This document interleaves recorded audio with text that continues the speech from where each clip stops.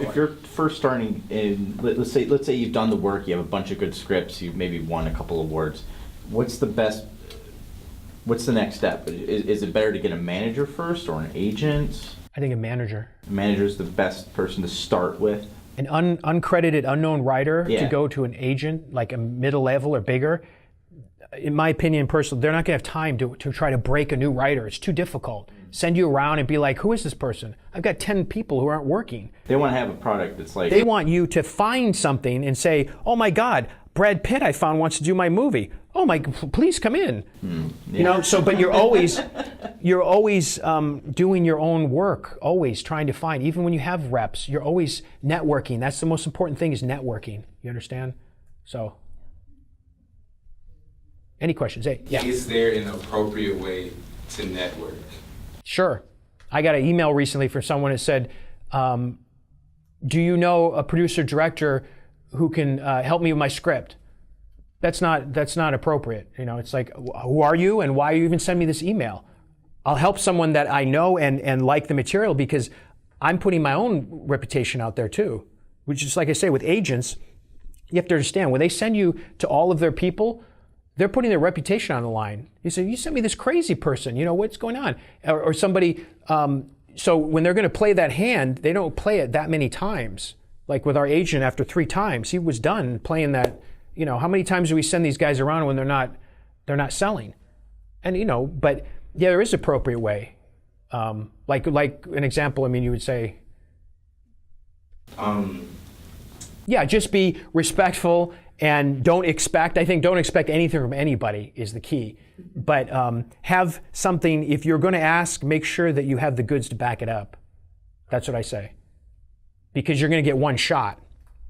If you approach someone and say, I've got this thing and it's not quite ready, you know, I have hands that I have yet to play. And I'm only going to play them when I'm absolutely sure to draw on that favor. You know what I mean?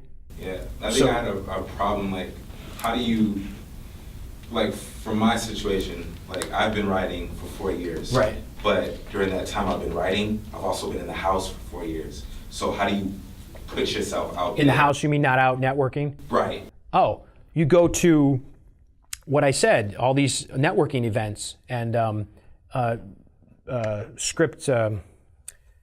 Screenwriting Network has them like every Friday, and they're at a hotel and everyone meets, it's packed, and you know, you start making those contacts. And I'm not sure if producers are there, but you know, you'll run into some, or just be out. I mean, this town, you throw a rock and you run into somebody. My friend bumped into somebody, you're one of the biggest producers in town's assistant. So he's like, hey, and he's got the gift of gab. So he's like, hey, my friend's a writer. You know, I'm like, you know, yeah, you know. I mean, you never know. But you just approach someone properly. I mean, properly, you know what I mean? Just, you know what I mean? But you're talking about those networking things. Those are good for getting in that mix, you know, people. So. What is a show Bible? I've heard that term. Yeah, show Bible is like... What does that consist of? It consists of the whole, like, the first season, all the characters. They want to see, you know, the mistake you can make is to write a pilot and then turn it in, and then they read it and go, great, I really like to see where this goes. And you go, I don't have anything else. You have to have the first season mapped out, the characters, their interactions with each other, and you know, there's no, I mean, you can find examples online, but there's a million different kind of examples. But as long as you have the amount of information to show them where this concept is going, and can it go for like 7 years or something? Are we going to have a 10-year show on our hands, or you don't have any more ideas for these characters? You know, and so you have the first season mapped out in a synopsis, character profiles, and then, you know, little lines about what each episode's about, you know. So, and you just look online, show Bible, and but they're very, it's funny because you got to dig, they're very secretive. There's one online from Battlestar Galactica, which is like crazy. You've seen that one, right? But otherwise you go, there's plenty of scripts online, pilot scripts, but the show Bibles, they're really like, oh, nobody wants to show what it's about. It's very secret, you know. Even if the show has been over? I don't know why, yeah. So there is no set format for that, because I wrote a series Bible, Yeah. and sent it, and I haven't got any comments on the series Bible at all. So I don't know, you know, yay, nay, or whatever. It's just those basics. I mean, there's, you know. I did an overview. Yeah, overview, yeah. And then character profiles. Right. That was 3 pages, and then every episode, the first 13 episodes. Yeah. Yeah, Sounds Yeah. pretty extensive to me. right. But no comments at all. I don't Just know. waiting.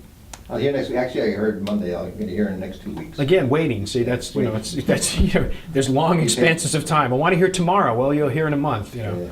Kind of jumping off of that. Oh, sorry, I already excuse you. Okay, no, you were talking about timing, that the timing needs to be right. So what's the current marketplace like? Well, the movies that are coming out now were, you know, made a year and a half ago. So I mean, you know, if you're looking to follow trends. Oh, I just have an example. Sorry, about budget. Everyone saw Get Out. Okay, that was a $4.5 million budget film, and it grossed. I was completely astonished. $255 million worldwide. That's 56 times its budget. $4 million film, $4.5 million. So, would you rather try to write a big tentpole summer movie that we'd all love to write, and then you write your thing and say, here's $100 million, or write more of an indie film? It doesn't even have to be 4, it could be 1 million. Now maybe the pay isn't as great, but if you're trying to swing to that, you know, how many, 75 scripts a year or so, you know. So timing, I don't know. I mean, again, you write what you want to write, but look at the horror movies are always popular. I don't know what genre you like to write, but A lot of different things. a lot of different things. What Yeah. about like Netflix and Amazon? I'm reading a lot about it, so much. Yeah, Netflix. so Everybody's many going to Netflix. I love opportunities. everybody says, well, just go to Netflix to pitch it. It's like, okay, they got a lot of money, but it's not that easy to get into Netflix. Everybody's trying to do, I've got people who are established going, well, we're going to get into Netflix. Okay, when is that going to happen? You know, it does happen. They have a lot of money, you know, but just because doesn't mean they're going to buy everything. You know, it's another opportunity and another place to go if you can get in, you know. So you had a... Yeah, I was wondering, so for assignments or for spec scripts, whenever you're going in for your first draft, what are some tips you have to stay on for the second draft or later? And also, from the flip side, if you are coming in as the rewriter, Yeah. what is it that made them, you know, let go of the first writer in the first place, and how do you not make those mistakes to stay on and not be another person that got fired from this? Most of the time is that they didn't execute what was sold. So the outline that was given, they couldn't execute it to the ability of like, wow, this is not that good, you know. And like I say, the first drafts I have to turn in can't be a 4 or 5. It has to be like an 8, and it should be, because I've got the thing to work with, right? If I'm turning in a 5, all right, we'll do a second draft, and you know, and we'll try to get it, you know. But if you're turning in something that's like not even there, then they could, you know, okay, we'll give you another shot, you know, and okay, and then a third one, all right, well, we got some time, give you another shot. And then after that, they're like, you're now impeding the development, and we have a start date and people who want the thing, so we have to say goodbye. And it's sometimes it's a firing, and sometimes it's, we're going to bring in somebody else. And it's sort of like a nice little like, but thank you very much, thank you. We'll see you at the screening, maybe. And look for your credit, maybe. Yeah. And so coming in as a rewriter, when I'm given something, it's hard because when I read that draft, but I can be totally objective because it's not my script. So I can look at it too and go, oof, you know, what did she? But they're saying, here's what doesn't work. They have their own notes about what this is not what working. So go back to this, you know, go back to the original thing and fix it. And so a lot of times you can have 40 pages that you may be able to use. The names, you know, the title, obviously, and things. But then you've got to suss out the other 60 pages and then sort of weave it back into place.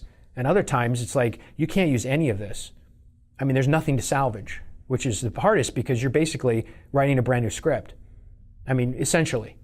But it's a job, but it's also a good way to learn structure. And the best way to learn about something is for somebody else's mistakes. Your mistakes too, but when you look at something and go, God, that was just, and then some of your own ideas of what you think is wrong matches with the producers. So you're all in the same, and sometimes say, here, what do you think's wrong with this? And then you read it and tell them, and they say, okay, you know. So I mean, you start to get.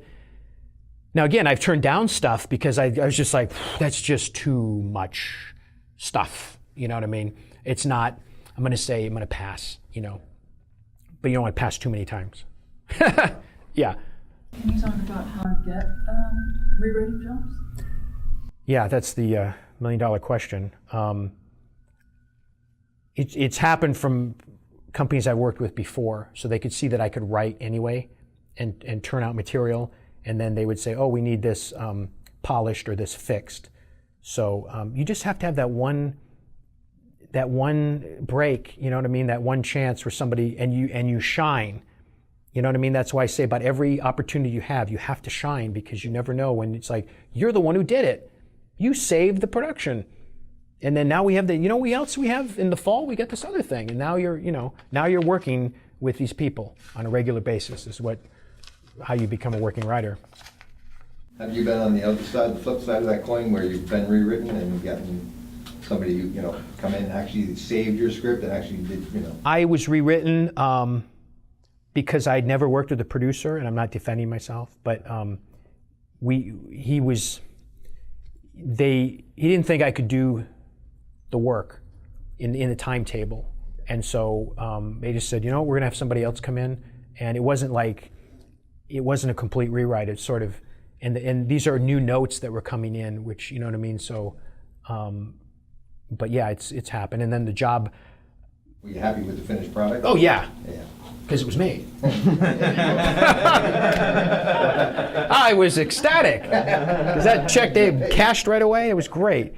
Isn't there a certain percentage that you have to have rewritten to get a credit or? Yeah, something? WGA, yeah, it is. But if it's like half and half, then you can share. Or in my case, whatever your contract can negotiate, you say, well, and I'm fine with sharing credit with someone, as long as it's appropriate. Absolutely. That one guy who said no credit with anyone, I'm still wondering if he's willing to share credit. I'm not sure. And going back to the thing we were talking about, like TV, Netflix versus movies, and that kind of blurred line, because there is this blurred line that we have now. Let's say let's say you want to do a DB Cooper story, and you're like, wow, this is like a lot of stuff. And it's like long, and I can make a feature, but I'm really cramming it. Right. And let's say you're not quite sure. Is it better to write like a mini series, or is it better just to be like, I'm just gonna make the best feature I can, and maybe let's say if it goes to Netflix or whatever, but let's say it goes somewhere and they're like, this is great, can we make it into a mini series? Like, absolutely. There's all this stuff I had to cut out. Like, do you have any opinion on what's the best way to do something like that? Like, if you have a story that's maybe like you could make it into a feature, but geez, it'd be better as a miniseries, or you don't know that they would say make it a miniseries. So I think you put your best foot forward with what you think is the best for you. Okay. And because a miniseries is a whole different structured ball game than that. And now movies are not just. I'm talking about movies for TV is not TV. There's Netflix now making $60 million budget movies. They're movies. They're just not in the theater. So you've got these really wide crossings of, things that we never used to have before, where it doesn't have to be this select TV or a film, But I, at the same time, writing a lot of specs, started writing TV pilots as well, and got sort of good with that as well. Not that, I had 2 assignment jobs on that, but that were never, made into shows. But it expanded that opportunity than just pounding your head against the spec wall. Again, like spec. So that's why I say, look at those specs as calling cards and opportunities to get jobs. Because if you don't have that, when you go to a meeting, they say, what else you have? And you don't want to, bring, back up the U-Haul and say, well, I've got 50 scripts, it's going to be like, wow, you have 50 scripts and you haven't sold anything? That could look bad too. You know what I mean? So you go, yeah, I have one, and then you're quiet about the rest of them until, And like, let's say like, hey, what else you got? And you're like, hey, I got this project. What's considered a project? Like, can you just be like, oh, I have like an outline? Do you have to have? You better have something.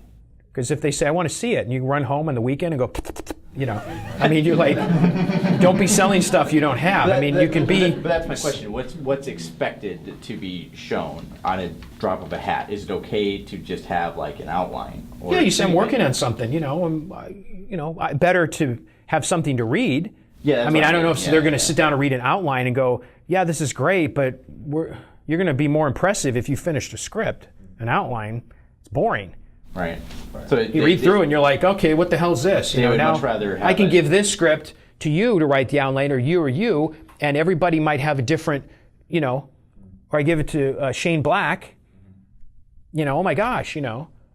So if you have something finished, you know, whereas a pitch or an idea is, you know, it's in the ether, there's a million ideas out there. I got an idea, great, go write it. Well, that's what I meant versus like a treatment or an outline. Something is written down. Written.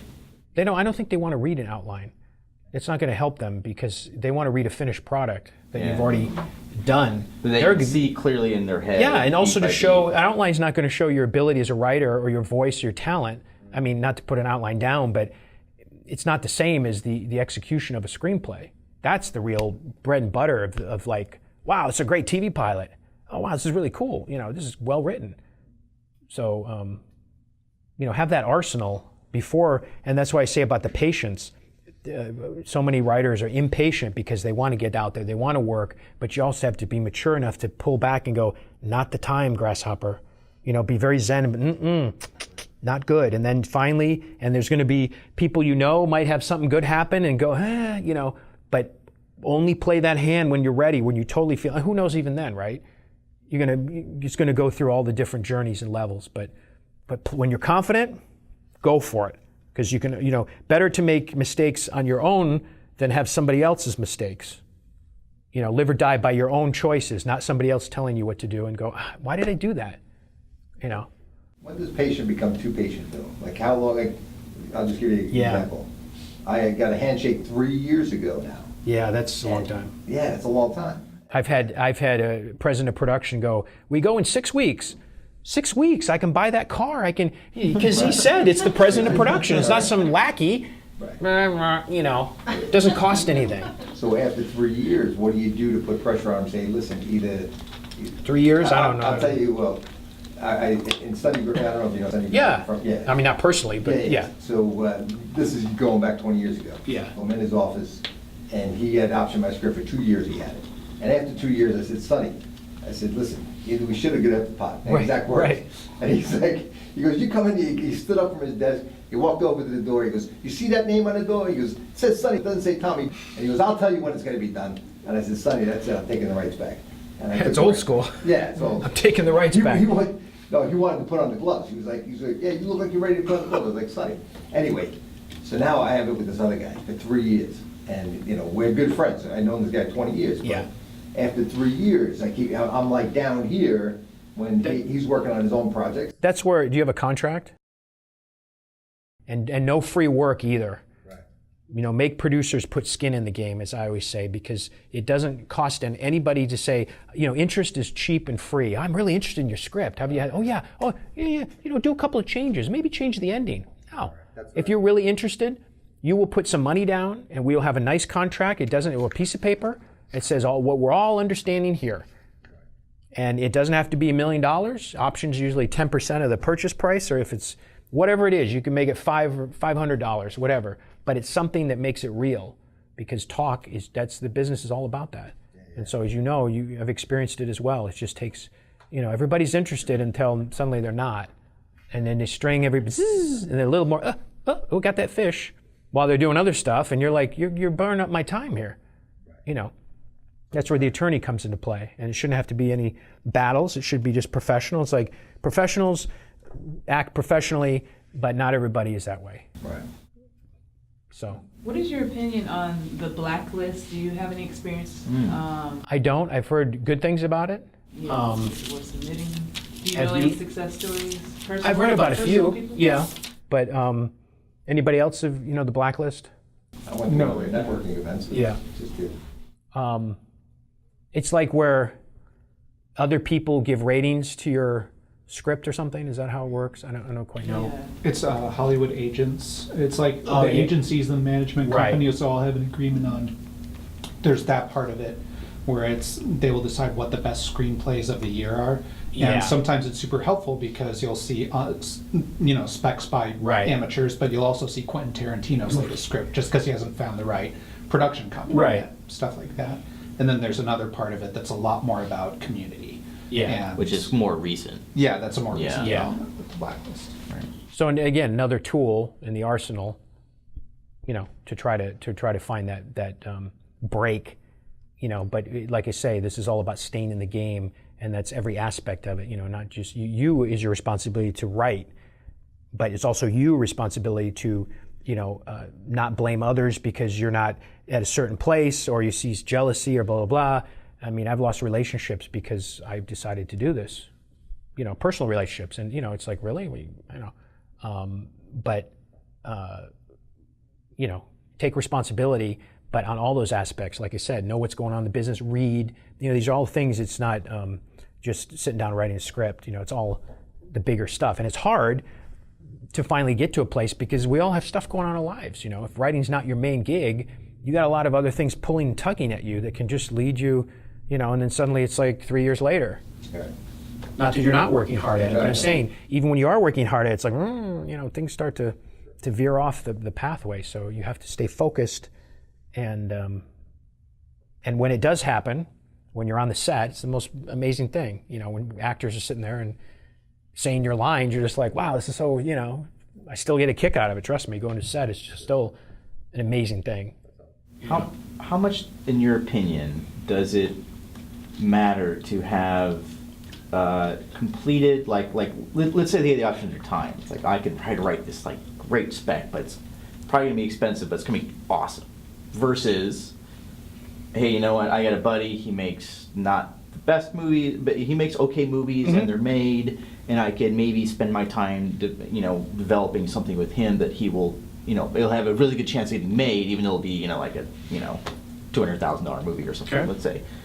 In your opinion, is there an extra value that you get for something that was made if you're starting out? The value in having a credit, of course. It means you've had a movie made. If you want to go that other way and try to play in the biggest leagues possible, you can spend your time doing that. It's a personal choice. But think about all the stuff going on, the competition of your spec trying to be in the pantheon of, it could happen. But 75 specs last year, Do you want to spend your time on that? Or you want to go to something and go, wow, okay, maybe like I was saying, maybe not where I want to stay forever. Of course not. But let's say one turns into the next and one goes blah, blah, blah. And then the third one, they go, hey, did you ever think about directing one of these? I didn't. What, never know what opportunity comes in. And a credit's a credit. When you're uncredited, you're uncredited. Nobody's taking a chance on you. Nothing's been made. Nothing has been shown. Nothing's been whatever. So, but that's a personal choice. I've had people say, I've had friends or actors go, it's too difficult not to be just, which is ridiculous, like at the highest levels.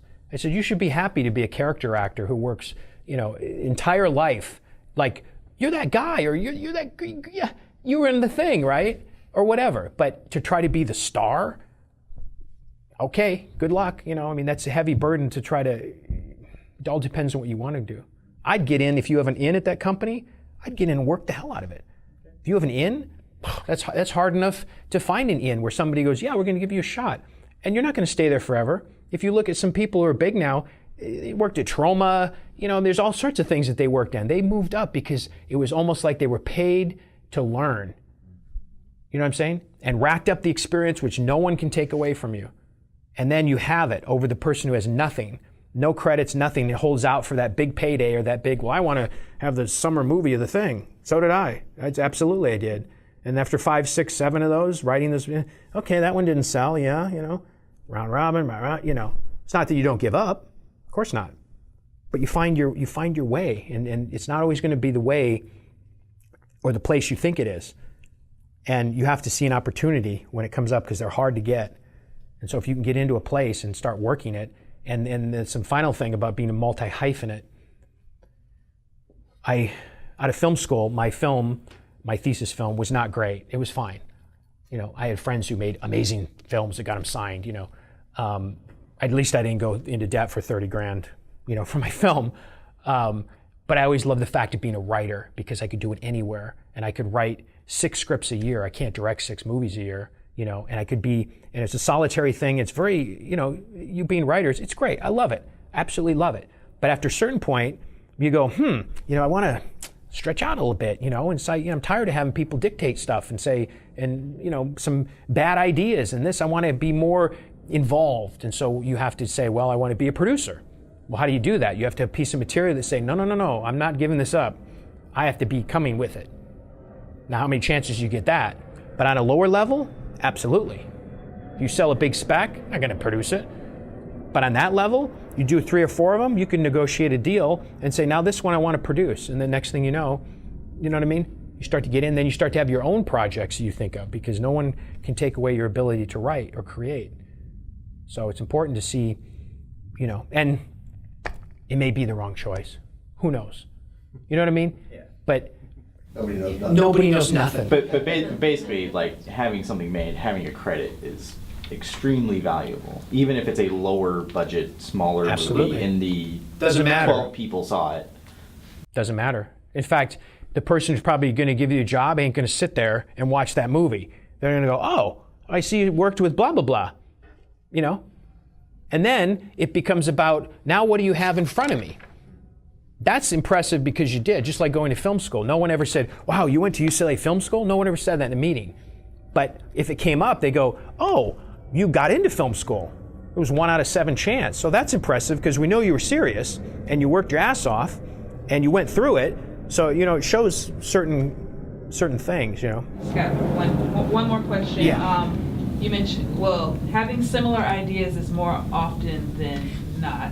If you've approached a studio or producer and they say, well, they got something in development, so you get shut out, can you shop that idea, your idea, somewhere else, or even make your own film? Oh, absolutely, because it's yours. You know, like the D.B. Cooper thing, that's public domain, because, you know, but we just happened to find an idea that someone else thought was a good idea. We didn't get to it first, 2 uncredited knuckleheads. You know, my writing partner and I go, well, this is a great idea. And unfortunately, big A-list actor had always wanted to play this character and already had the thing set up. And that company, when our manager, after our agent cut us loose, the funny thing is, after 2 scripts that he burned out, the agent, he said, what else you got? And so I was like, we don't have anything else. And my partner goes, I got a great, you know, and we had talked about it, but I didn't realize he was going to bring it up in the meeting. So he started doing his pitch. And I was sitting there going, okay. And then the agent's eyes got big. He goes, that's it. Write that movie. I like that. So we go, great. We have our marching orders. So we go and write that movie, right? 6 months later, we come back. I don't think it was 6 months. I think it was 6 weeks. He took 3 weeks. He took 3 weeks to get to it. Not a good sign from your agent. 3 weeks. And he called our manager and said, it's not for me. That was his saying, see you guys later, you know, at three strikes and out. So our manager said, it's okay, which managers do. We'll find a home. And went out herself to like a big send out because it didn't go out. And so she went out and we got, you know, some interest and blah, blah, blah. And then that's when we found out about this other company and we were like, oh God, this thing's dead. So you never know, the specter of similar ideas.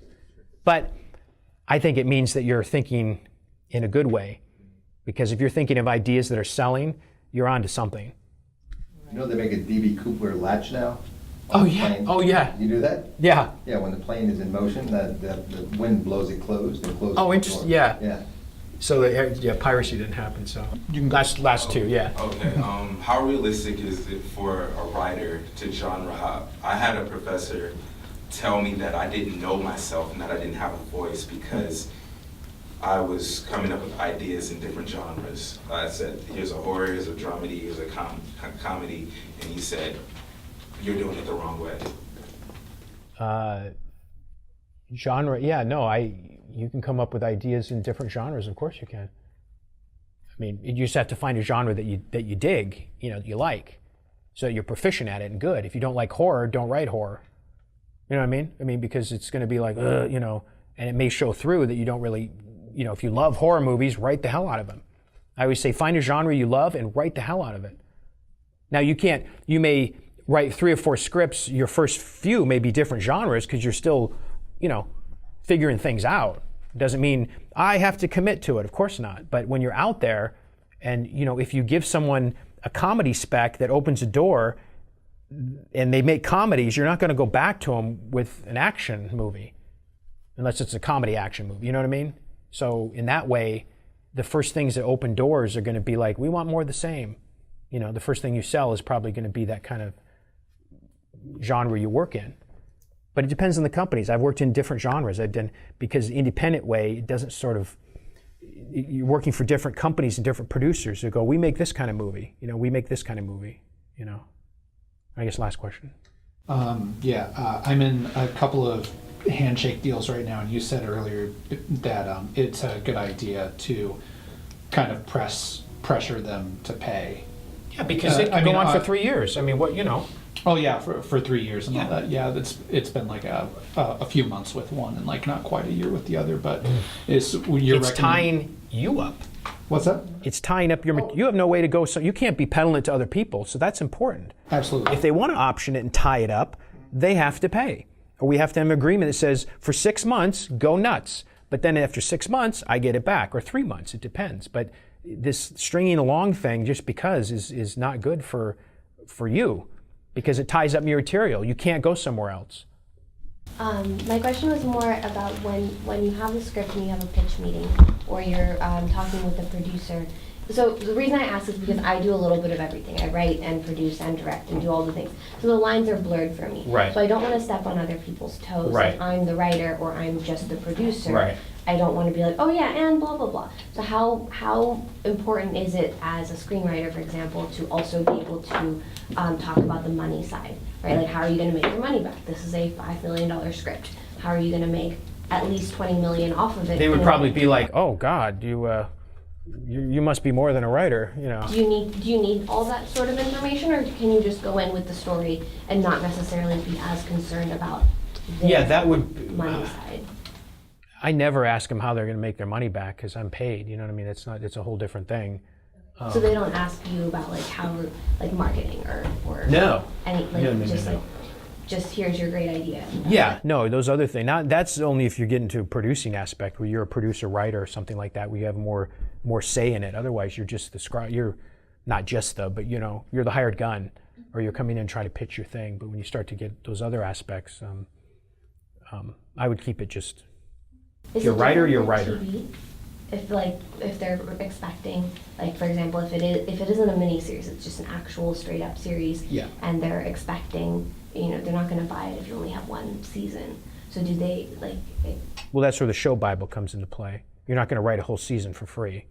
You'll write the pilot, and then you'll do the show Bible, and they go, oh. And if God willing it sells, then you know. They'll find a showrunner and things will change. But yeah, you don't come in with like, here's my whole thing. And they're like, whoa, we didn't even have a chance to have a say in this. You know, they want to see through the show Bible that you were thinking, you know. But yeah, hopefully it answered. Well, I thank you all for coming tonight from far and near and close. And keep writing. And I wish you all the best in your projects. And just, you know, like I said, it's as you know, as writers, it's you got to love it, because it'll weed you out fast if you don't, you know. So thanks everybody.